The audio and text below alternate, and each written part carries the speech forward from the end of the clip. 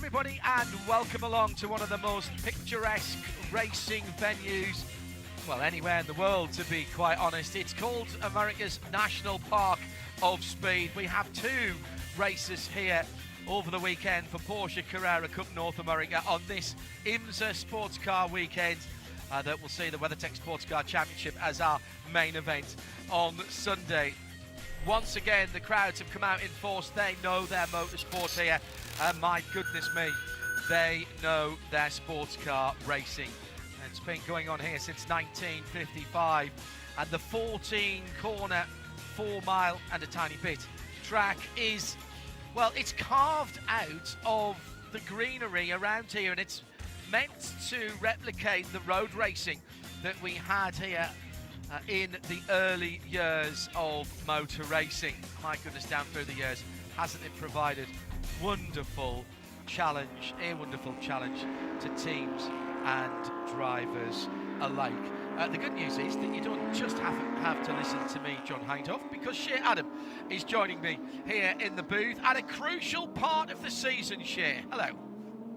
Hello, John, and hello to Porsche fans all around the world. Yes, we are almost halfway through the championship year, and once again, we are back on a natural terrain road course. This is where Porsches flourish and where we tend to see some of the best drives of the season. They do take place at Road America. This track, very special, particularly to the car leading the field, because Luke Hartog, championship leader coming into today's race with a sizable advantage of 38 points over the rest of the competition after taking pole position, represents Kelly Moss. And Kelly Moss is a team whose shop is, well, almost a stone's throw away from this venue. So Kelly Moss looking to try and continue on winning form. Last year it was a double victory, both of the races. Can Luke Hartog bring that happiness home once again to the Wisconsin-based team?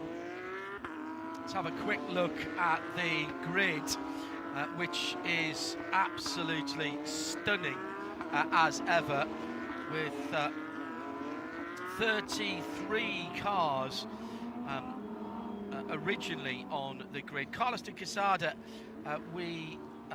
he's, I think, said that he's withdrawn now from the event. We won't have Roberto Totino for ACI Motorsports,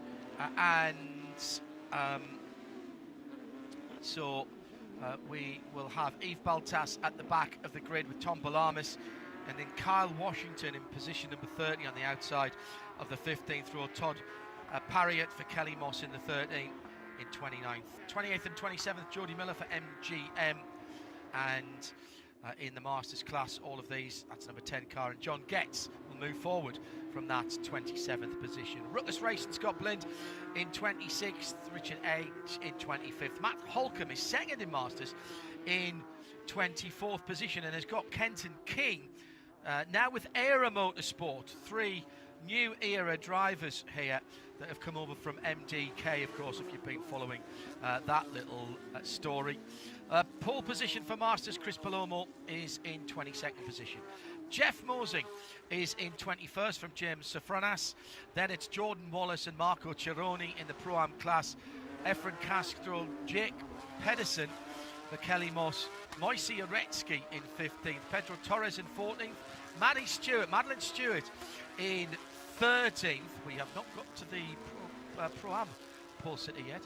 Sabra Cook, another one of the new Era Motorsport drivers, in 12th. Michael McCann in 10th. Alex Sedgwick in 9th. Alan Metney is the 9th position car, and he is the Pro-Am leader. And the top four rows, Michael Cooper and Elias De La Torres, Zach Vanier and Michael Kaminsky, Colin Kaminsky, excuse me, Ryan Yardley and Jimmy Libre on row 2. And the best of the new Era drivers is Dan Clark on the outside of the front row with Luke Hartog of Kelly Moss Racing. That's how they line up. We have 40 minutes on the clock, and we are ready to go racing.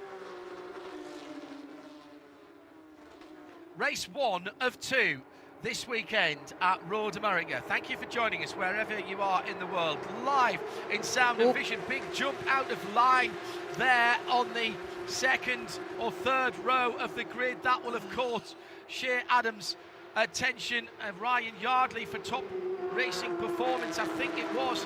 He may well get a penalty for that. We've seen it before as, oh my goodness, already problem at the first corner from the middle of the field. Efren Castro, 4th place in Pro-Am as they came to the line, has gone off into the gravel at turn 1. The question will be, can he pull himself out of there with the weight over the rear wheels in this car? There's a possibility if he doesn't use too much throttle. We're not quite as well dug in with the Yokohamas at the back as I've seen before. The battle for the lead could be more important if the yellow flag comes out.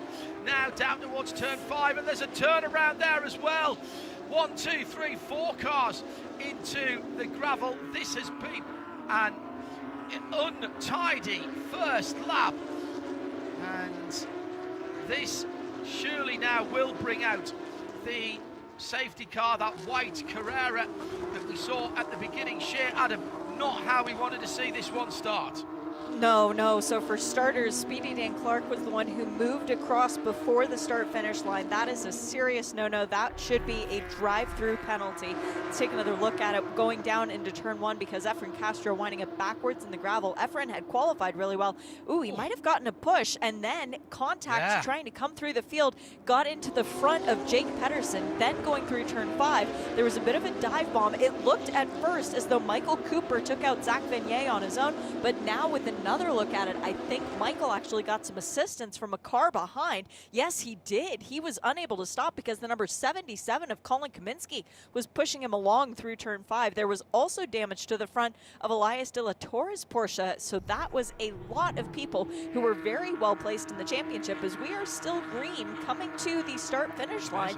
Now the question remains, did Efren Castro manage to get out of the gravel? Did Michael Cooper manage to get out of the gravel? And these are drivers that we are used to talking about because they are championship contenders. How did Efren Castro not get picked up by the pack? He actually ended up on the outside of turn 1, but he was down the inside grass going backwards into the corner. That is absolutely not the approved way of going in to turn 1. He has managed to extricate himself from the beach driver's left at turn 1, so that's the good news, and that's why we're staying green at the moment. At the front of the field, Luke Hartog from Jimmy Libre, who's come through to second for ACI Motorsport in the number 2. Then Ryan Yardley for top racing performance. Then Dan Clark from Era Motorsport. I think Dan Clark and Ryan Yardley changed lanes at the beginning. Dan dropped in behind the leader. Ryan popped out to the left, further back down the road. Let's see if they agree with us at race control. They are always very hot indeed at changing lanes at the beginning of the race, and indeed we've seen people lose races for that, Shay, earlier on this season in Porsche Carrera Cup North America.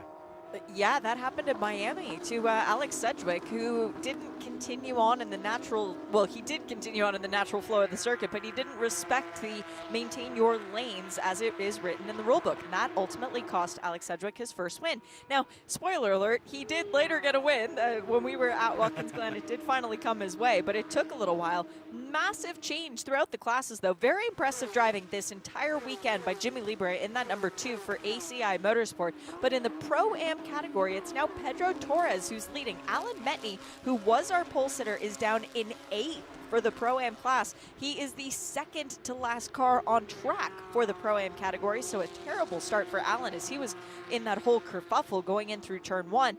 And then in the Masters class, Chris Belomo did lead from pole, but now he has Richard Edge and John Getz for company, so a bit of a mix-up there as well. Yeah, and just to confirm that Robert Tutino didn't start, but Carlos de Quesada did start the race. We weren't sure whether that was going to be. De Quesada is a non-starter according to my timing and scoring, John. Yes, you are right. I'm just showing him as a lap down. You're absolutely right. That's what I said to start with, and then I've second-guessed myself. The start is under review. That is standard operational procedure. However, I do think there is something to look at. Masters class, fastest lap, GMG Racing, Carl Washington in the number 32. Pedro Torres in 8th position now leads the Pro-Am category from James Suffranas, and he's got the fastest lap, Pedro that is, and Luke Hartog at the front of the field by nearly a second now over Jimmy Ibre in second, and Ryan Yardley and Dan Clark scrapping it out for third and fourth position as they go down through Hurry Downs. And I did think I saw the black and yellow car jump out to the left. It might have been because somebody checked up in front of him, so he might actually get away with that. One of the things that race control will be looking at with that number 78 car, it's a really distinctive car, is if he was trying to avoid an incident. And if he was trying to avoid an incident, well, then they will look far more leniently on being out of line at the start. We've had just on 6 minutes of the 40, no pit stops. It's a race to the end, side-by-side action coming down into Canada Corner. Now, watch the 64, the green car, and then look. Oh, yeah. What do you reckon, Shay? I reckon Ryan Yardley jumped will out the get line. away with that. Yardley will get away with that because while he jumped out of line, he didn't change lanes. He didn't swap to a different side. And the reason that he jumped out of line was because Dan Clark did not accelerate. So I wonder if maybe something happened to Dan Clark's Porsche off the green flag, and that's what resulted in him slowing down. But then that move across the lane into the other side, that will be judged by race control. Do you think, was that after the line, though, by Dan? It's close. It's very close because he doesn't actually accelerate before the line. It's going to be a race control decision. Yeah, well, that's why we never want to be in race control. First, second and third pulling away. They do a great job, and seldom do they get praise. I'll have to say that we are very fortunate in IMSA that we have a set of officials in race control who've either been around racing for a very long time or have raced themselves. They like to leave the circuit green when it is safe to do so and let everybody sort themselves out. There's a touchdown at turn 5 again, and this time John Getz gets turned around, and he was up to third in Masters, started in 5th, and he's nosed into the wall on the exit of turn 5. He'll need to find reverse. He hasn't got enough steering lock there. I can't imagine that, well, I was about to say I can't imagine that he did that on his own, but it looked like he lost the car going in, shit. I would completely agree with that, John. And John Getz is not a driver who often makes mistakes like that. So a very rare occurrence for John Getz, once again representing Kelly Moss. So hopefully he can get the car fired up and we can get stay green in our racing. But it is Richard Edge who's now the leader in the Masters class, so a change around there. If you want some excitement, just look at the Masters class. They are always changing positions. Pedro Torres leads Pro-Am in 8th overall. Richard Edge in 17th overall for ACI Motorsports leads Masters from Chris Palomo, and now it'll be Matt Holcomb up into 4th position with that spin.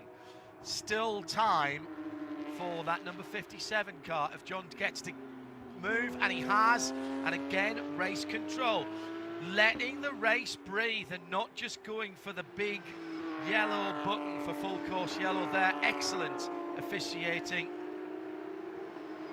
and we stay green. Marco Cironi puts the fastest lap of the Pro-Am race in. He's now in 2nd position and just on the outskirts of the top 10. Now, Dan Clark is dropping down through the field, and a problem for the new livery of Todd Parriott for Kelly Moss. That's an Andy Blackmore livery with his sort of pop art design on that car at the edge of the track at the final corner, now pointing in the right direction, but with, I think that was Efren Castro just going by him. Dan Clark's car has got a wee bit of damage on it, and it's costing him pace, Shay. He's dropping down 5th position now. It's really surprising to see the lack of speed from Dan Clark when he was so on it in qualifying, and I have to wonder if maybe there's something plaguing that Era Motorsport Porsche, because Dan is dropping down. Now he's in the clutches of Elias De La Torre after Alex Sedgwick made a very decisive pass, very impressive. And also a shout out, Sabra Cook is up into 7th place. And for her to be doing this with a brand new team on this weekend, Sabra's doing a great job out there as well. The battle continuing further down, by the way. Pedro Torres, the last lap when they crossed start finish, had Madeline Stewart attached to the back of his car, not literally, but might as well have been. They were nose to tail with nothing separating them. 2 different classes. This is multi-class racing where the cars are all the same. It's the driver's age that denotes which class they participate in. And if you are of an older age, you can class down, but you cannot class up if you are of a younger age, if you see what I mean. Yes, absolutely correct. Sabra Cook for Era Motorsport now in 7th position, and right on the tail of Elias De La Torres, who is chasing down Dan Clark. Keep an eye open for that number 37 car. She gave us a really good interview on Midweek Motorsport on Wednesday about the upheaval of having to find a new team with 2 of her teammates mid-season, and about the economic realities of having to find sponsors and change teams, etc. It's a part of motorsport that doesn't often get talked about. You go to radiolemans.com and you'll see that the last episode of Midweek Motorsport's on the archive there on the front page with a picture of Sabra smiling through it. Really worth a listen, that. A fantastic insight to how hard drivers work out of the car as well as when they're in it. 28 minutes still to go. Luke Hartog by 2 seconds now from Jimmy Libre. And Ryan Yardley now 3/4 of a second further back, and a fantastic battle going on behind the number 44 of Moise Aretsky. James Sofranas is in there, Jeff Mosing, whoops, straight on there, and that red and white car comes back. That's Jake Peterson. Is that Jake Peterson? Yes, it is. Yes, thank you, Shane. It is. And while you were talking about drivers having talent outside of the car, Jake is a perfect example of that, John, because he is quite the musician. Not only does he do the artwork that's displayed on the side of his car, he performs in a band, and he performs very well. He actually put on a slight, it was supposed to be impromptu concert. It wound up being about 70 people for the Kelly Moss team for which he races. And everybody at the performance was stunned at what a talent this young man is. We've known him on the track, but now knowing his musical abilities as well, pretty cool for the young man from Salt Lake City. Michael Cooper is going to take a drive-through penalty for incident responsibility in the number 88 car. And let's have a look at an incident a moment or 2 ago. This is the number 4 car, Elias De La Torres, almost losing 6th place, but that's given Sabra Cook a real opportunity to close that 7/10 of a second, coming out to turn 7 on the grass then for that 6th place car of Elias De La Torres for JTX Racing. And now Sabra Cook right there, and there's a wee bit of somebody else's bodywork on Elias De La Torre's front right hand side, coming down towards turn number 3, dabs the brakes just to make sure that the pads are on the disc, on the rotor. Goes all the way out to the yellow and red curbs, and Sabra Cook with a slightly different look to the car. A couple of different sponsors on that, but still thankfully recognisable as her colour scheme, that number 37. She carries that number across to Era Motorsport. Era picking up 3 of the teammates formerly at MDK. And running them for the rest of the season. Sorry, Shay, go ahead. That's all right. I was going to say that Yves Baltas is another one of the members who has gone elsewhere, and he is now with GMG Racing, starting dead last in the field after a penalty after qualifying. He's worked his way up to 19th overall and 11th in pro. Yves, who was already a race winner back at Montreal this year, so he knows how to get to the front. But for Elias De La Torre, I think that bodywork damage is actually from his car, and I think that was part of the bodywork peeling back off from the contact with Michael Cooper when Michael Cooper has just now served that drive-through penalty. I'm really curious as to why that penalty was issued, because from the views that we got, now I will say race control gets many more vantage points than we do. It looked like Cooper had help getting into, who was it? It was Zach Vanier at turn 5.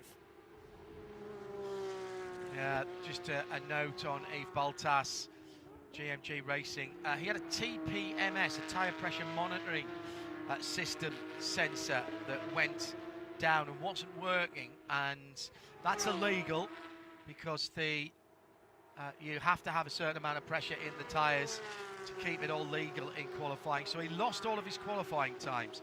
Now the good news is that's only from the qualifying session. So long as his car's legal in this race, his fastest lap will become his qualifying time for the race tomorrow. And indeed anybody, Shay, who improves from what would have been their second fastest time in the qualifying session that we had earlier, that could potentially change their position in race 2 for tomorrow. Exactly, and it gives so much opportunity.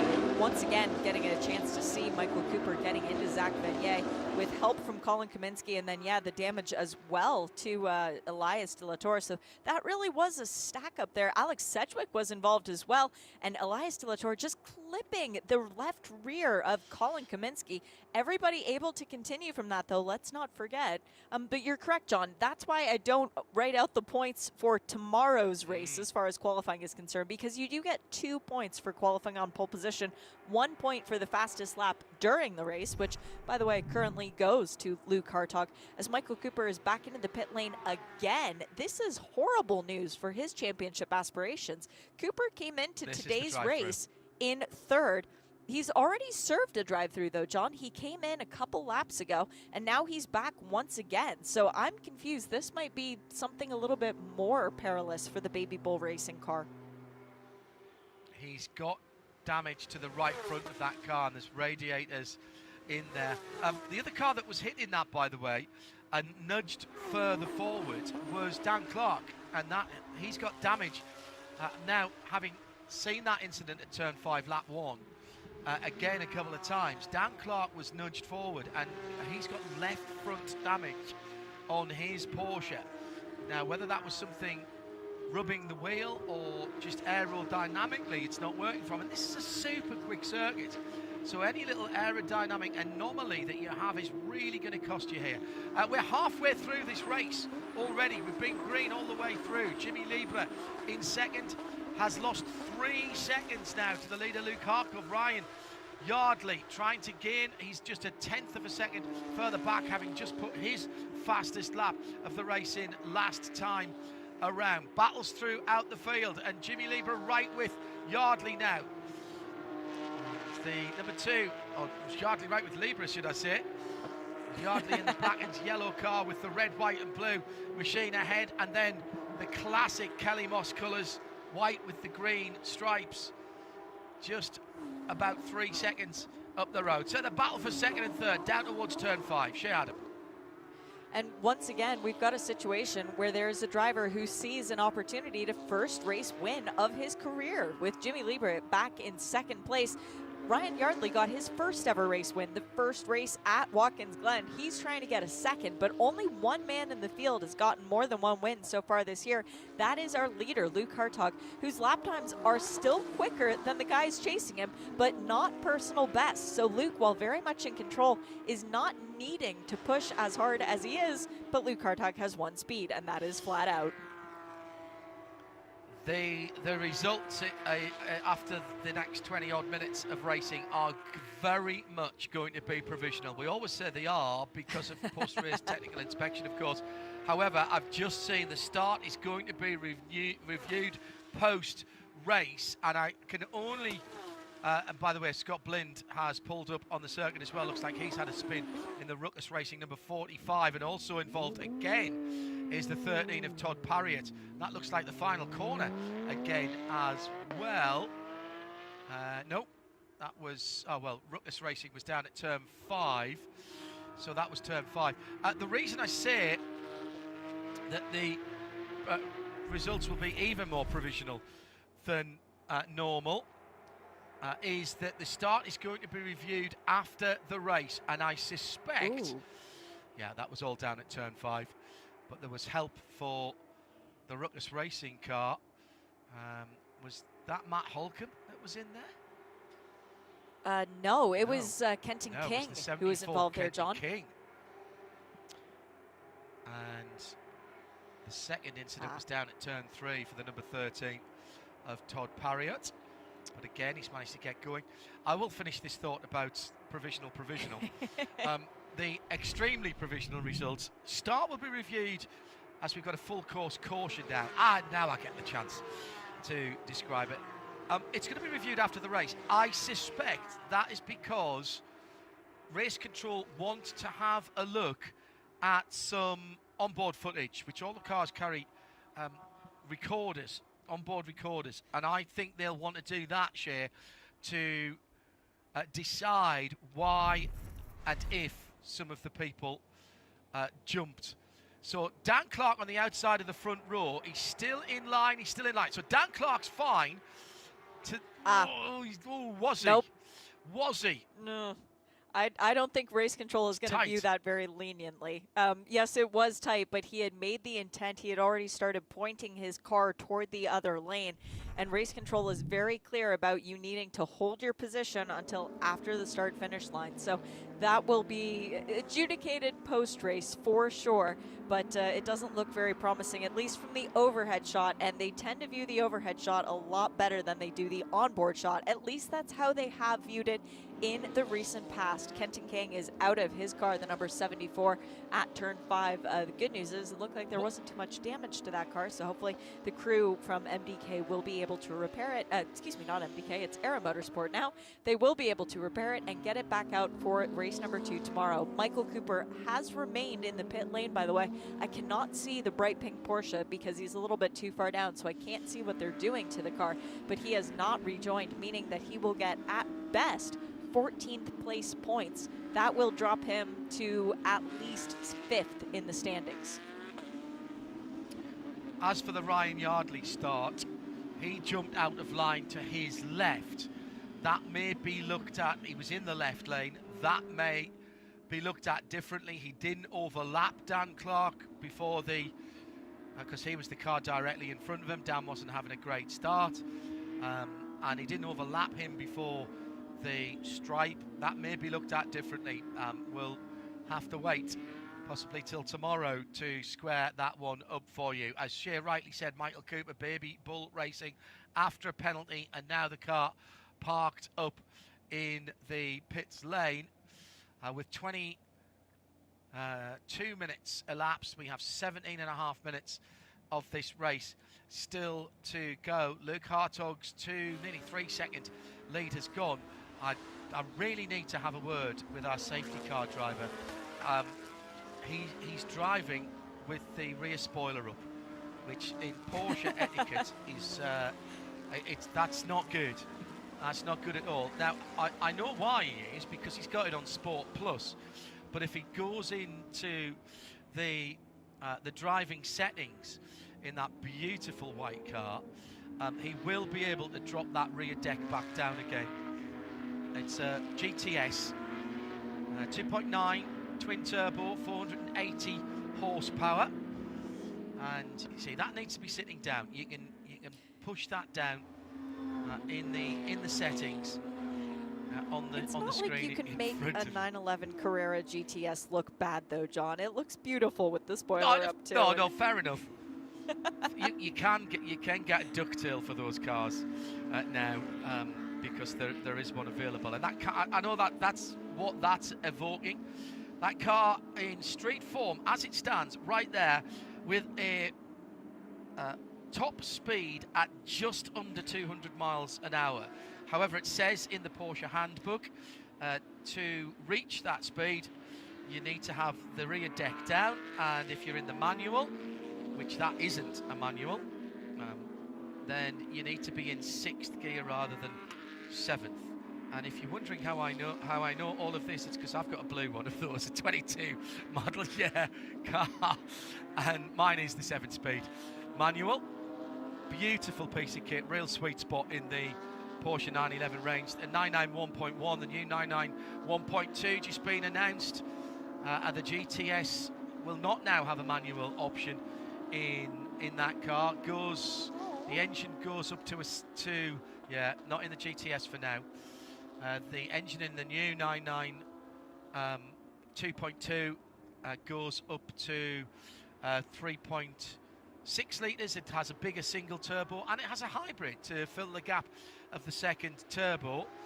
So it's got more horsepower, over 500 horsepower, and it weighs 50 kilos, only 50 kilos heavier than the car. So still just over 1,500 kilos, just over 3,000 pounds for those of you who work in that still.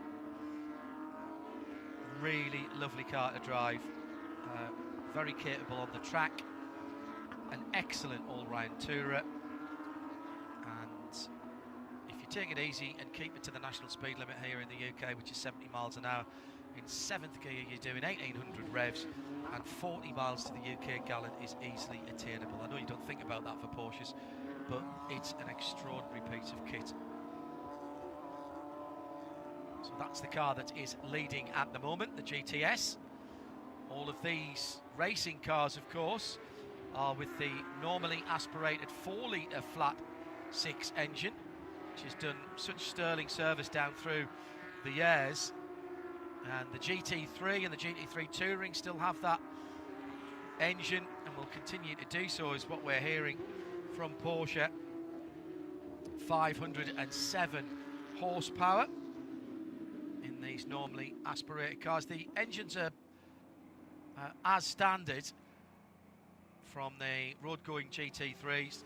One or two changes to the race cars. You'll notice they've all got the air intakes just ahead of the front, ahead of the rear wheels, excuse me, which is normally reserved for the 911 turbo street car. That's just to help the airflow through to the back of the car because they're running in such extreme conditions. Fixed rear spoiler, of course, with the swan neck on the GT3, although you can get the Touring that does away with that. Safety car checked out, John. Yeah, the GTS has left the GT3s in its dust. And Luke Hartog is just waiting. Goes now as he turns into the final corner with 12 minutes and 46 seconds on the clock. The incident involving the last two cars, Kenton King and that number 45 machine of Scott Blind, will be reviewed post-session as well as we go back to racing across the line. What a restart! What a restart from the leader, and everybody else is scrapping for second down the inside. Here comes Ryan Yardley, and he's got it, but he's lost it. And he's lost second, and he's lost third, and he's lost fourth, and he's lost fifth. As he drops way back, and behind them another two cars went off their share. That was Sabre Cook in one of them, and she did manage to recover. I think it was Colin Kaminsky who went with her wide through turn one. Both of those cars continuing on the circuit, though. They too lost a bunch of positions, so that was a very entertaining restart for us, as Alex Sedgwick now is P2. Jimmy Lieber trying to defend from Dan Clark, trying to make up the positions from the start, as Elias De La Torre is now following down. Ryan Yardley is in P6, then Dan Clark. Wow, what a mix-up we had on that restart. That was incredible there. And Dan Clark having another look as he comes round to the outside of turn number 7. He can't get that done. There's damage to Elias De La Torre, the JDX racing car that is right ahead of him. Damage to the right-hand front of that car. Sitting in behind Dan Clark is the all-silver car that's coming through as well. That is the number 82, Madeline Stewart, who's made up a couple of positions. What a restart from Luke Hartog. All the action behind. Luke Hartog sends it from a different postal district and goes so far off he had to show his pass to get back in again. Oh, Sabre Cook is not going to be happy about that, because she was pushed off the track by Colin Kaminsky on the inside of the top racing car. He ushered her off. She couldn't turn in without an accident, and she's not going to be happy with that, because she had been sitting in 6th position before that incident. She's got back up to 7th as it stands. Number 14 around the outside is James Sofranas, GMG Racing Cars. He goes up the outside of Moisey Aretsky, and they touch on the final corner, and Aretsky's going to go grass tracking and into the dirt. He spun it, but he's got out of the gravel. He'll continue. 10 minutes to go, and it's all gone crazy. It has horrible day for Baby Bull Racing, with Moise Uretsky being ushered off the track there by James Safronis. Not sure where Moise was supposed to go or where he thought he was going to go at that point. Not very clean going through turns 13 and 14 by either driver, but Safronis lives to fight another day. Moise pointing in the wrong direction. There he goes by me now, so he has continued. We stay green, as in the Masters class, it is still Chris Palomo leading, but now Richard Edge has the championship leader, Matt Howcomb, behind him. That is the Scooby-Doo car. Let's take maybe a little bit of a breath there, guys, as we are getting a little bit antsy with under 10 minutes to go in this race. Moise Uretsky trying to go around the outside of James Safronis into turn 14. It actually opened the door for a slew of other cars, and I think it cost Safronis some positions too. I think Moise actually was being passed by Safronis, and Safronis wanted to come back onto the racing line rather than pinch the final corner and cost himself places up the front straight. I misspoke, by the way. Sabra Cook has dropped all the way down to 11th when she was sitting in 6th or 7th position. She will be absolutely fuming about that. Now, here's the thing. I hope Race Control look at that, because although nobody spun and there was no real damage there, that was not smart driving from Comiskey. And if Sabra hadn't basically opened the corner out and lost all that ground, there would have been contact. And that to me is still, and again, I'm not in Race Control, I don't have all the looks that they have. Looks like the Ruckus Racing car's been off again, as well as that's losing some positions. But that has materially affected a driver's race there. Now let's see what happened with Scott Blinn. Did he go off? Yes, he did. Guess where? At the kink, but he survives. Lost 1, 2, 3 places. Going through there, John Getz making backup places. He's back up to 7th in the Masters category. But leading, Luke Hartog with 8 minutes to go. He's back up to nearly 2 seconds from Alex Sedgwick for JDX and PT Autosports in 2nd position. Jimmy Lieber down to 3rd. Ryan Yardley holding on to 4th. Elias De La Torre, 5th position for JDX. Dan Clark, the best of the new era motorsport drivers, but seems to me to be driving a little bit with a wounded car at the very least. Nice move there. And a mistake, in fact, for the number 23, spinning across the rest of the field. I was about to say nice move by Yves Boltas.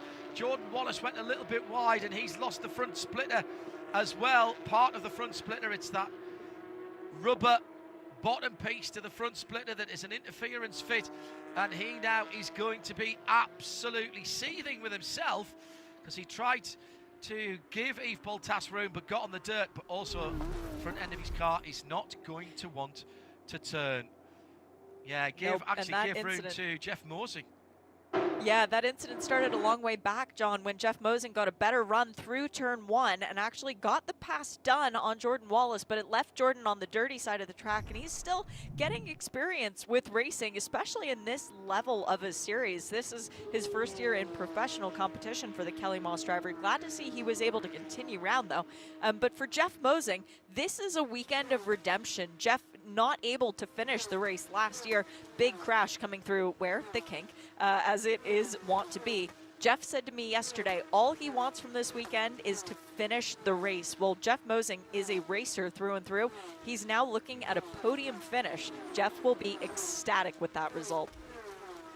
He's only a 1.5 seconds away from Marco Cironi in the ACI car, and there's nothing other than that 1.5 seconds between them at the moment. Sabra Cook, by the way, has made up a couple of places in that white, teal and dark blue car. She's back up to 10th position, 9th in her class, and she's right with Pedro Torres as she's trying to get back into the top of the running.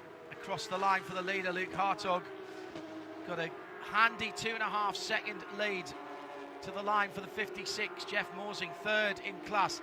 Yves Boltas, I think, has just gone by him. Yes, he has. Scott Blinn puts in the fastest lap for the Masters class as he recovers in the Ruckus Racing number 49, the highlighter yellow car. So much going on. Fastest laps last time for Madeline Stewart at the heady heights of 7th position, 2:11.6 last time around, with Michael McCann, 2:11.5, just closing up on her. That's a great battle there for 7th and 8th between the 82 and the 8. Keep an eye for those two cars as well. Heading down through the kink. Once again, the number 14 of James Sofranas with cars behind him as they go down, into turn 5. They were coming through a kink, not the kink, coming through the kink at turn 4. Sofranas then with the sort of pink and white Jake Pedersen car for Kelly Moss, the 85 car. That's Chris Belomo. That's our Masters leader. Oh, yes. Belomo heading through that part of the racetrack.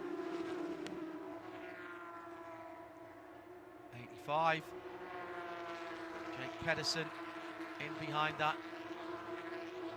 James Sofranas, so that's a position made up by James last time around. Belomo still leading the Masters in the number 68. That's the darker coloured car that's in that little battle pack of 3. Hartog pulling away, just easing away. Well, actually 6/10 last time around. Belomo's having a great run, Shea Adam.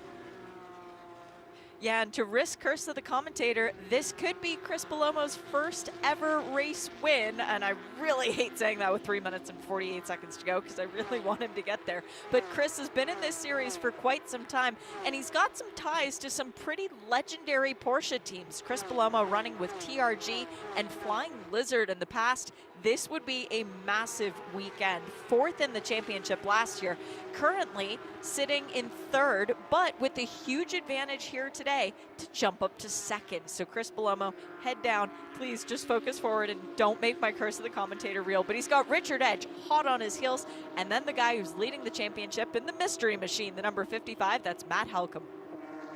And that is 1st, 2nd and 3rd in that Masters class as they go through turn at number 3. Alan Metney has recovered nicely, and he is now back up to 5th in Pro-Am in the dark grey number 99, just ahead of that battling threesome. Incident responsibility for the number 77 car. That's great. I think that's great officiating. I really do. That's Colin Kaminsky. He's going to get a 10-second penalty. It doesn't give Sabra Cook back her 6th or 7th position. But I don't think there was any contact there, but it has materially affected her race. And it has been looked at, and it'll be a post-race penalty for the 77. So Colin is going to drop down.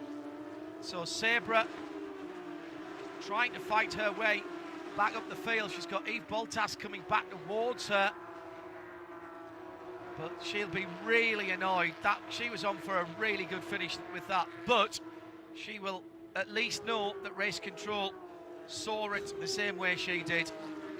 2 minutes to go. So it'll be this lap. And then it'll be the white flag at the line. Luke Hartog survived a couple of restarts very nicely indeed, and now knows he has 4 miles before he can tick another box in the W column. What about Alex Sedgwick coming through into 2nd position in that bright red number 98 JDX car? Started down in 10th position. He'll be absolutely loving this. Man from right in the middle of England, just not too far from a place called Royal Leamington Spa. And been racing in the States for a little while now. Will this be Alex's best finish yet? No, he won one of the races at Watkins Glen, so Alex does know what it's like to stand on the top step, but the good news for him is that this helps with his championship aspirations. The best news is he's ahead of everyone who's chasing him. The bad news is he's behind the one guy that he is chasing in the championship. So Alex Sedgwick knows it's a long season. He did the full championship last year, and Luke Hartog has a long way to go. We were halfway through the season when the green flag flew. We are now more than halfway. This will be race number 9 of the season, and a big off for Jake Jake Peterson and Alan Metney. That could end this one under caution, which would be even more detrimental for Colin Kaminsky with the 10-second penalty. And that was the battle for 17th and 18th.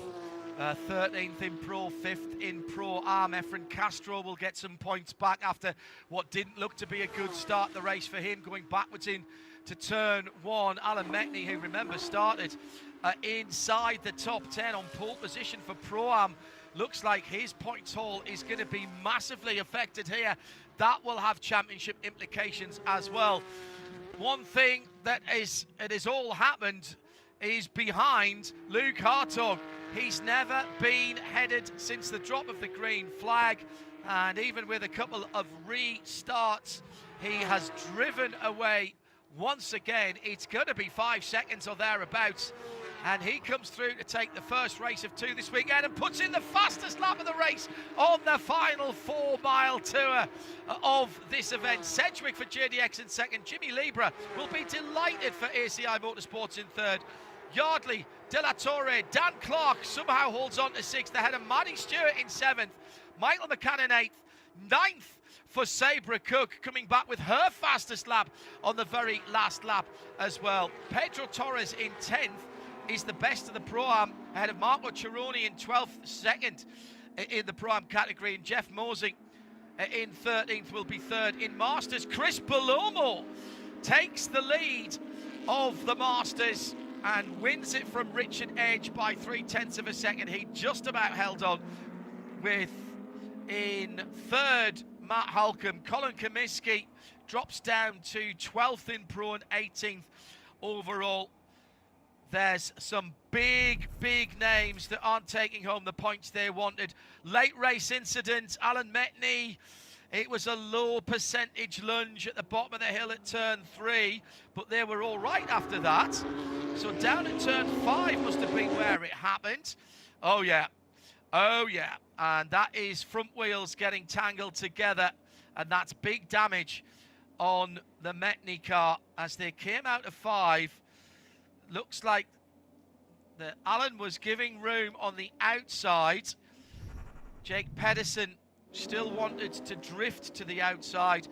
The 2 front wheels caught, broke steering arms, and at that point they were all both heading for the scene of the accident. Shea Adam has done some quick arithmetic as Luke Hartog's on his slowing down lap. What can you tell us about the point standings unofficially at the moment, with Hartog, Sedgwick and Libra your top 3, Torres in 10th winning Pro-Am, and Chris Belomo winning Masters? How do these results change, or affect at least, the Carrera Cup North America standings?